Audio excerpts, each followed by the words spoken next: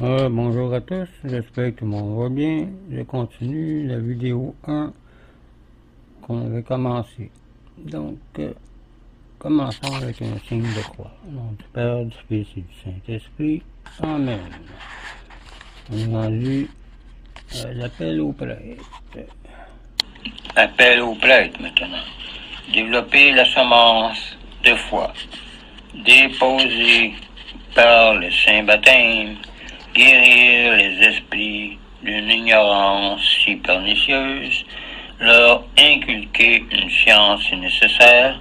C'est là, sans doute, un devoir qui incombe tout d'abord aux pasteurs des âmes. En leur confiant son troupeau, Jésus-Christ leur a dit, surtout à Pierre en premier, pesez mes agneaux. Voir Jean 21, verset 15. Qu'est-ce à dire sinon de les instruire? Je vous donnerai, dit le Seigneur, des pasteurs selon mon cœur, et ils vous nourriront de la science, de la doctrine chrétienne. Voir Jérémie 3, verset 15. Le Christ, dit Saint Paul, ne m'a pas envoyé baptiser, mais évangéliser en premier. Voir 1 Corinthiens 1, verset 17. Il indique ainsi que la première charge du prêtre est d'instruire les fidèles des vérités divines afin qu'ils y adhèrent. Le prêtre n'a pas de fonction plus importante ni de devoir plus étroit. C'est de lui que le peuple chrétien attend la connaissance de la loi divine et c'est lui que Dieu destine pour la communiquer par vocation. Voir Encyclopédie Acerbo Nimis. C'est pourquoi le Saint Concile de Trente déclare que la première obligation de ceux qui participent au gouvernement de l'Église, c'est d'enseigner aux enfants et aux ignorants les vérités de la foi. Voir Encyclopédie Acerbo Nimis. Mais c'est aussi un appel à tous. Ce sont tous les fidèles, sans exception, qui, sous la direction de l'Église, doivent se dévouer aux intérêts de Dieu et des hommes. Encyclopédie encyclique Supremo Apostolatus. Chacun doit procurer selon ses forces le bien du prochain par la diffusion de la vérité révélée de Dieu. Les laïcs eux-mêmes, par zèle pour la gloire de Dieu, doivent s'associer et se consacrer à l'enseignement du catéchisme. Bon, encyclique Supremo Apostolatus. Aussi bien ne pourra-t-on jamais assez recommander les initiatives visant à un développement de l'enseignement catéchétique, préparation soignée des prêtres auxquels est confié l'enseignement du catéchisme par une étude approfondie, l'élaboration personnelle du programme, la connaissance des méthodes pédagogiques, la pleine conformité de leur conduite à leur enseignement, le recours enfin à des collaborateurs laïcs, spécialement dans la formation des enfants nécessaire dans les missions. Cette collaboration est devenue aujourd'hui une pratique heureuse dans presque tous les pays. Tout en secondant le clergé, elle forme des âmes ferventes et apostoliques. Pour les prêtres, pourrait-on dire, comme aussi pour ceux qui l'aident, nulle heure n'est plus précieuse que celle qu'ils consacre à l'enseignement du catéchisme, enseignement que le Concile de Trente qualifie de primum et maximum officium. C'est un enseignement vivant, venant de Jésus-Christ. Cet enseignement doit évidemment s'efforcer d'être digne de la matière qu'il présente. Faites déclarer Pie XII au prédicateur de Carême le 10 mars 1948. Faites que votre parole soit solide, claire, intéressante, vive, chaude, proportionnée à l'intelligence et aux nécessités spirituelles de vos auditeurs. L'enseignement aura donc un ensemble de qualités: précision, simplicité, vigueur, beauté, qui mettront en relief les vérités de la foi. Il trouvera des accents de bonté qui grefferont l'enseignement religieux sur l'histoire intérieure de chaque âme dans son voyage terrestre vers Dieu. Chaque auditeur devra se rendre compte qu'il ne s'agit pas de vérité encombrante, ennuyeuse et étrangère à la vie, reproche fréquent à notre enseignement qu'on nous dit, mais des vérités qui engagent la personne et sont génératrices de bien et de renouveau intérieur dans la bonne direction. À chaque instant, l'élève doit pouvoir apercevoir les liens qui unissent la science divine à son application dans la vie quotidienne. Le but de l'enseignement doit être l'amendement de la vie. Encyclique Acerbo Limis. Donner à l'intelligence même d'une façon irréprochable et complète, l'instruction chrétienne n'est qu'une partie de l'œuvre. Pour que le peuple, les enfants, aient une piété éclairée et des mœurs pures, malgré tout ce qu'ils voient et entendent chaque jour, il serait insuffisant de leur dire clairement mais froidement ce qu'est la foi. On doit la pratiquer nous-mêmes, sinon ils ne seront pas portés à la pratiquer et les gens doivent voir les effets en nous. Ce que c'est qu'un mystère, les gens doivent le savoir. À quoi obligent les commandements? Ce qu'il faut croire sur Jésus-Christ, la grâce, les sacrements, etc. C'est là sans doute un excellent préliminaire et le catéchiste doit y apporter tous les soins et sa plus entière sollicitude. Mais que serait-ce sans la formation religieuse des âmes?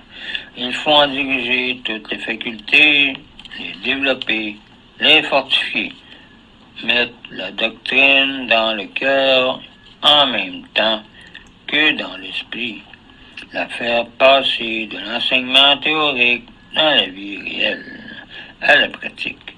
On doit initier les enfants à la vie, aux pratiques, aux vertus chrétiennes, à la piété, leur faire goûter et pratiquer ce qu'on enseigne,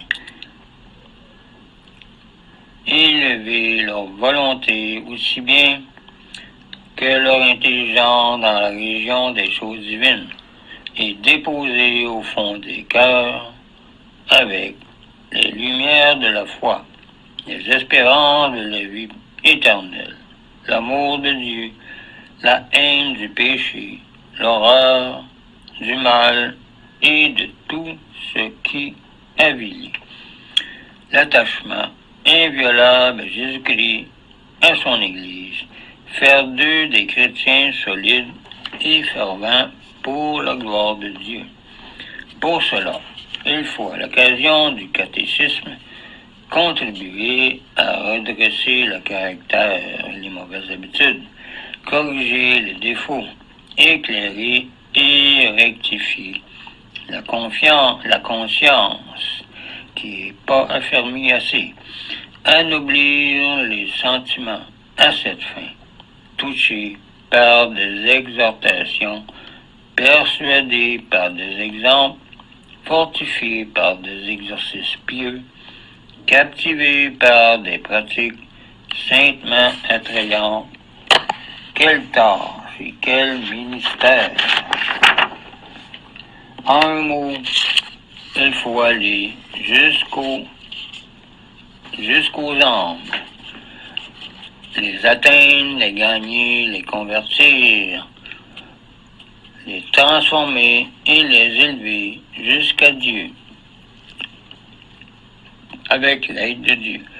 À quoi servirait par ailleurs un enseignement substantiel et sûr s'il ne s'accompagnait pas de la clarté et de l'efficacité nécessaires, ainsi que des moyens didactiques modernes, toujours plus riches et plus subjectifs. Aller à l'essentiel. La personne moderne, ou l'homme moderne, ou la femme moderne, intellectuelle ou travailleur manuel, préfère un enseignement qui va directement à l'essence de la doctrine, sans trop compliquer, sans les artifices d'une éloquence inutile et parfois vieillie. C'est donc pour le prêtre un devoir non seulement que d'étudier la vérité, mais aussi de chercher le moyen le plus efficace de se présenter à son auditeur, tout en se confiant à Dieu. Dans cette tâche ardue et difficile, le prêtre trouvera réconfort à la pensée que son enseignement religieux a de son côté la raison, qu'il a les promesses de la vie présente et de la vie future, qu'il renferme des lumières et des grâces, et qu'il rencontre dans les âmes de mystérieuses et consolantes correspondances, et que l'Esprit lui dictera aussi en temps et lieu ce qu'il doit dire. Voir lettre de Monseigneur Montini à Saint X Monseigneur Urbani sur l'enseignement religieux, 1950. Et c'est une tâche très ardue. Enseigner le catéchisme est une tâche modeste en apparence, mais grande en réalité. Tâche ardue, tout faite de travail, de patience et d'abnégation de la part de la personne accréditée par l'Église pour initier de jeunes intelligences à des vérités que la raison purement naturelle ne peut saisir. C'est là que, à l'exemple du grand apôtre, il faut savoir se faire petit, changer sa voix, balbutier pour ainsi dire, afin de mettre à la portée de ses auditeurs. Voir Galates 4, verset 20. Enseigner le catéchisme est une tâche modeste, en apparence, mais grande en réalité. Comme j'ai dit, s'il n'a pas ses vertus, le catéchiste verra ses efforts presque stériles, car on doit pratiquer ce qu'on enseigne. Selon 1 Jean, chapitre 2 ou 3, il réussira peut-être à déposer dans les âmes un germe de vérité, mais ce germe ne se développera point. Il ne poussera point de rameaux. L'instruction ne sera que superficielle à la première objection, au premier danger, À la première tentation, le bon grain sera desséché, foulé aux pieds ou étouffé, comme c'est marqué dans Matthieu chapitre 13. Vous allez voir Matthieu chapitre 13, la parabole du semeur. Nous ne voudrions pas qu'on se persuadât, dit le pape, que pour le catéchisme, il ne faut ni labeur ni méditation. Il en faut au contraire ici plus qu'ailleurs. Il est beaucoup plus facile de trouver un orateur à la parole abondante et brillante qu'un catéchiste dont l'enseignement soit en tout point digne d'éloge.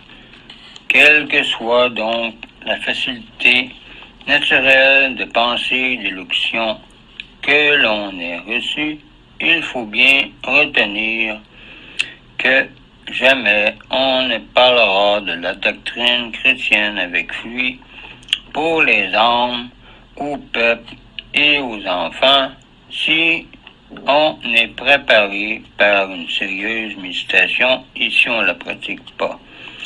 Et plus arriérés sont les auditeurs, plus il faut de zèle et de soins pour approprier les vérités les plus sublimes, déjà si élevées au-dessus de l'intelligence ordinaire, à la compréhension plus faible des ignorants, à qui autant qu'aux savants, elles sont nécessaires pour acquérir le bonheur éternel.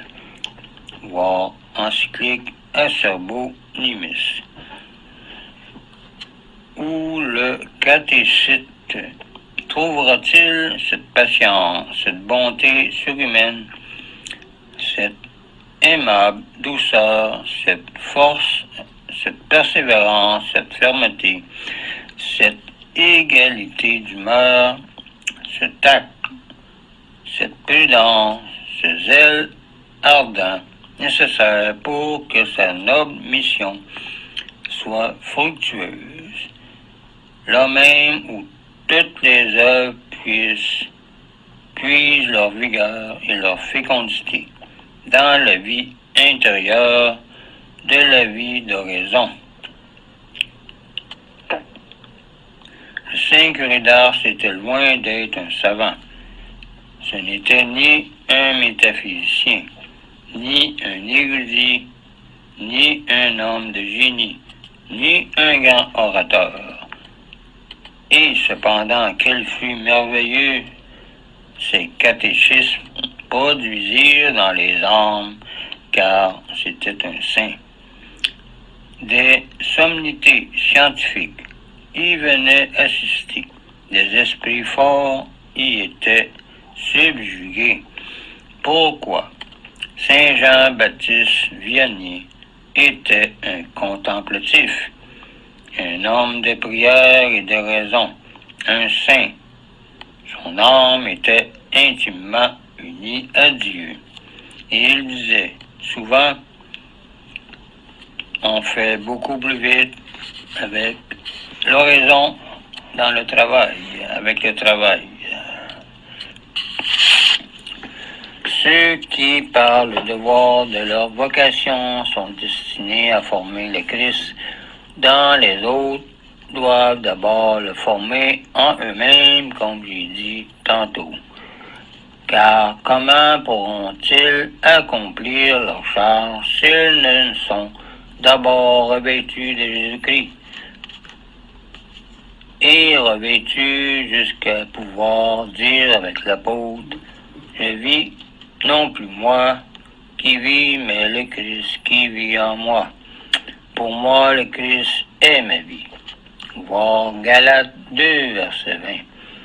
Donc, instruction et sanctification personnelle, dit Saint Grégoire le Grand, doivent précéder l'instruction et la sanctification du prochain, car on ne peut pas donner ce qu'on n'a pas.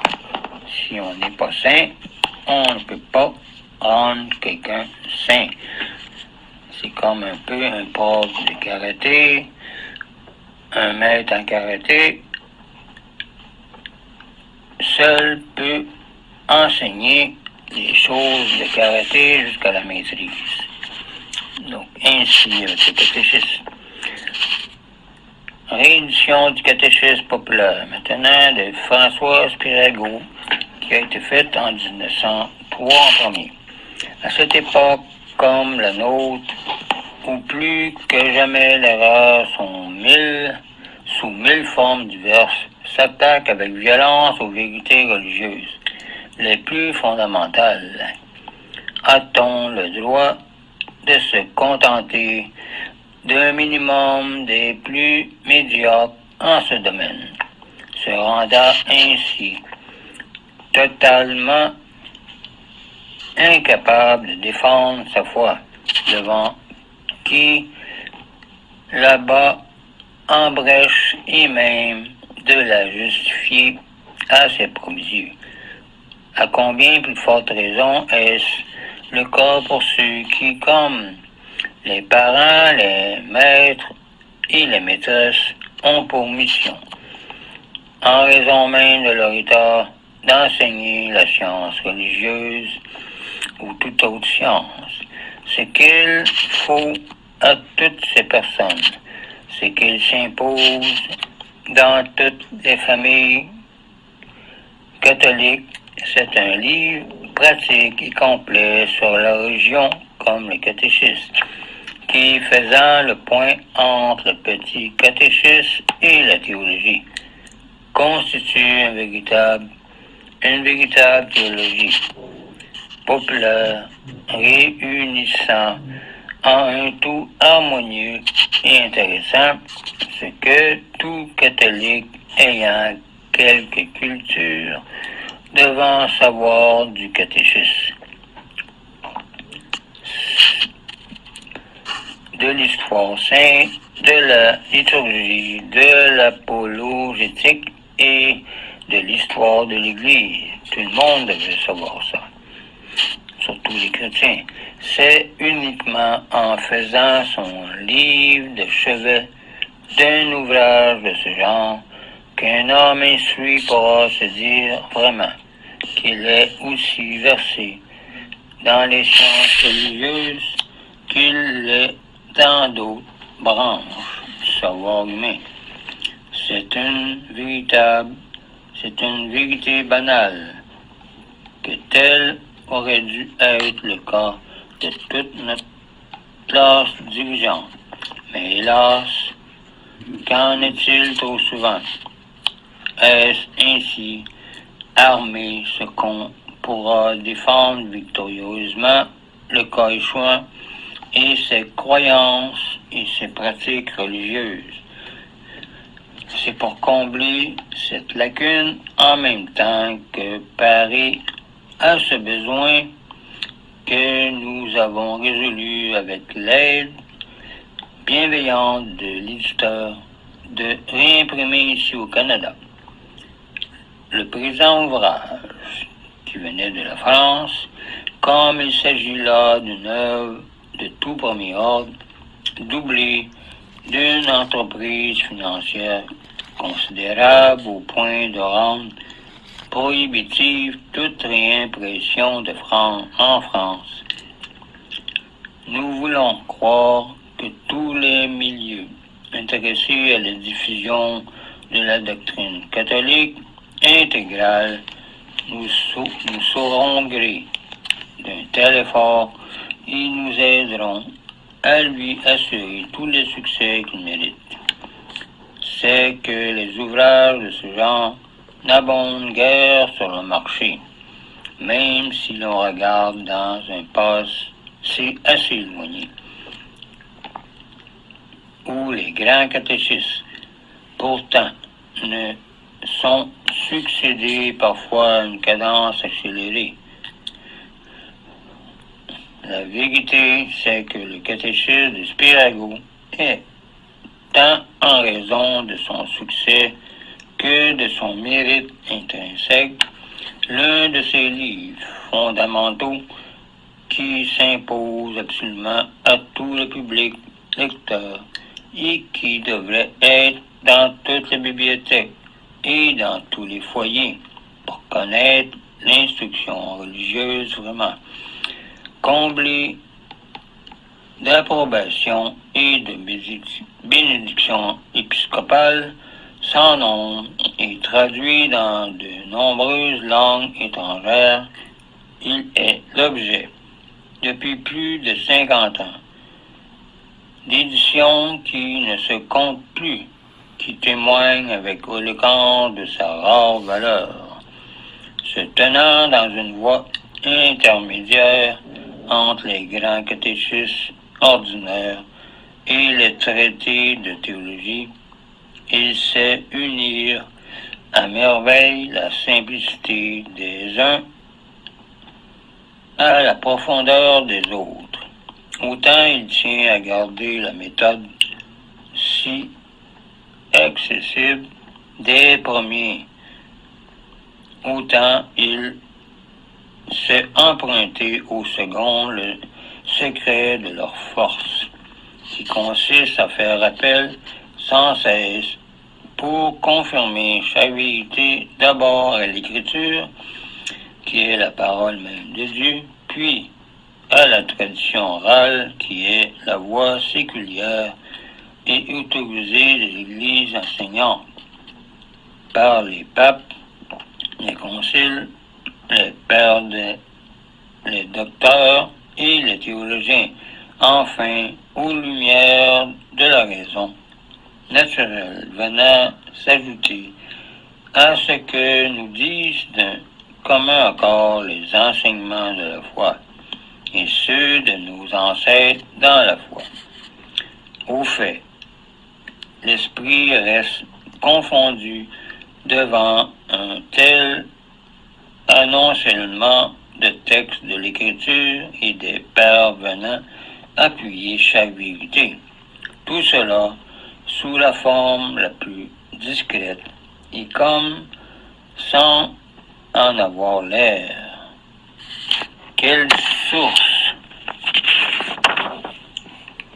inépuisable de connaissances, d'érudition même, pour qui veut vraiment en faire son profit. C'est bien le cas ou jamais de le redire, un tel ouvrage vaut autant à lui seul que des bibliothèques entières. Voilà pour le fond même de l'ouvrage.